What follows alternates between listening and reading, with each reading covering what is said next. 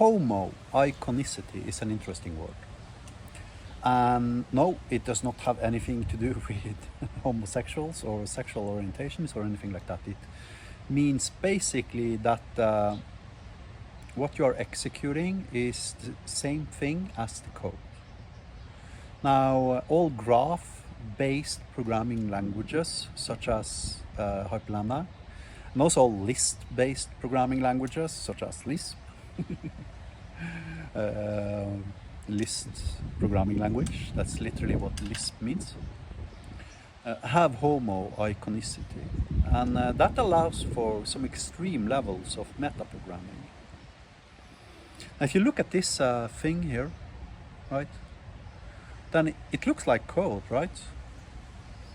Now, the thing about that thing was that it was artificially synthesized, by randomly connecting compatible slots or functions together, if you wish.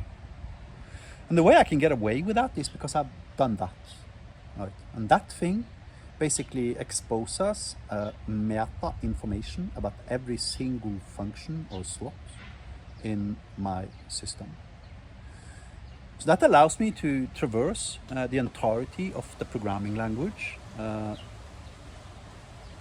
in code and just randomly pick any slot, whatever slot, read its signature, realizing what type of input it requires, create that input as a prelude for then to ending up with the output of that slot becoming the input to the next slot, giving me candidate slots for what could come next.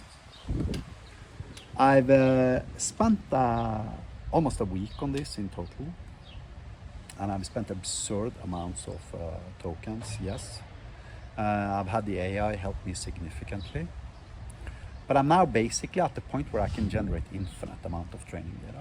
I can dwarf the internet in minutes, right? I mean, the size of the internet, if I had 20 MacBooks, I could produce more correct information than exists on the internet probably in a day or two. If I had, let's say 20 servers for I don't know, whatever, some kick-ass CPU. I can generate on average on my MacBook Pro M3 approximately 1 million lines of code. 20 million lines of code, 1 million files per hour. So in 24 hours I can produce 24 million files, which becomes multiplied by 400 million lines of code. That's more code than I've ever seen in my entire life. And as we all know, LLMs are all about scale. That means that I am now in a position where I can now actually create probably what is going to end up becoming the best API/workflow LLM that exists on, based on GPT 4.1, paying 0.15 cents for every single function it creates. And the reasons for that is because when you combine kind of response with kind, I mean that a string isn't necessarily a string. For instance, strings have multiple subcategories. There are strings that declares folders, right? There are strings that declares file names. There are strings that declares HTML emails. There are strings that declares plain text emails, etc., etc. And by combining that kind, I'm capable of chaining slots together that exclusively are compatible with each other, which arguably ends up engraving intent into the LLM. Now, however, if you look at the comment here, realize that the comment is the prompt, and that comment is super mechanical. However, first of all, every single comment is uniquely generated because the randomizer also chooses between different sentences and phrases to correctly, describe every single code snippet. So there's no repetition in this. In addition, every single kind of type, both on integers and datetimes and, you know, strings and whatever. Also have like a massive catalog where it can like randomly pick one value that makes sense somehow.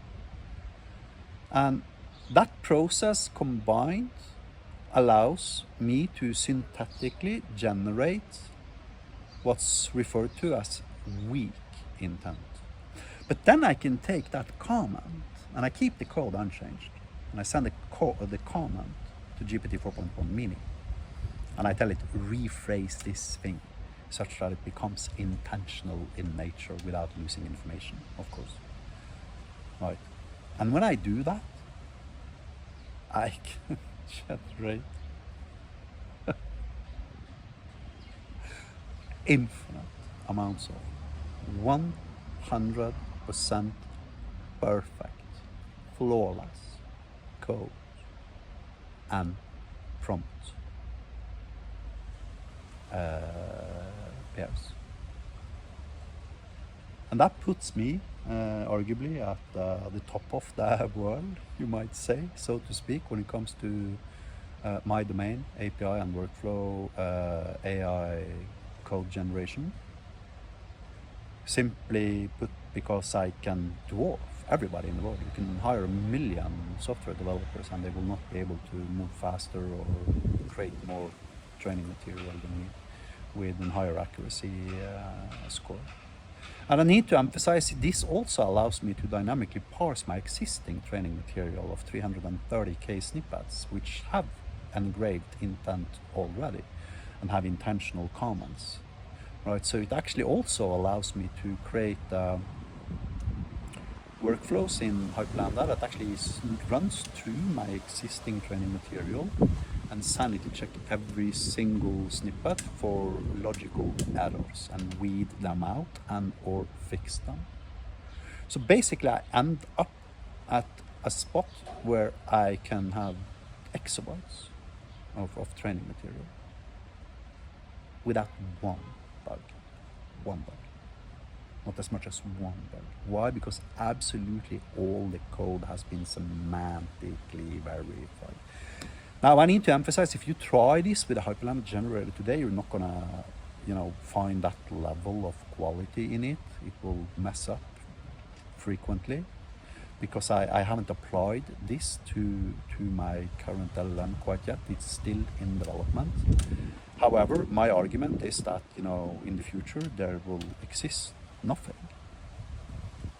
related to code generation outside of metaprogramming and, you know, homo iconistic programming languages for these reasons. Why? Because, you know, the single largest problem we have with creating LLMs is getting access to training material, which is why OpenAI and, you know, Anthropic are like doing whatever they can to get a hold of, like, you know, books or PDFs or whatever, right? They're scraping the whole internet, etc., to get enough training material.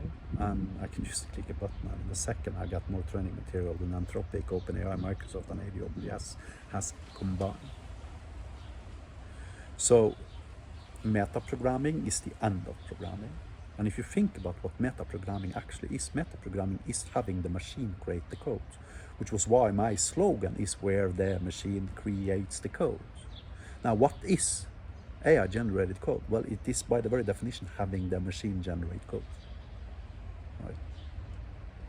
So metaprogramming will kill Python, it will kill C#, it will kill C++, Rust, PHP, JavaScript, you know, React, Angular, everything.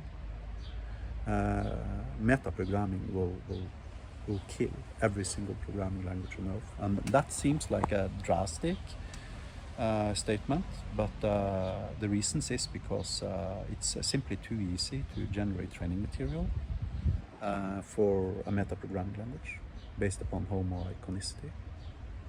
So anyways, that was it for today's video. Have a nice day.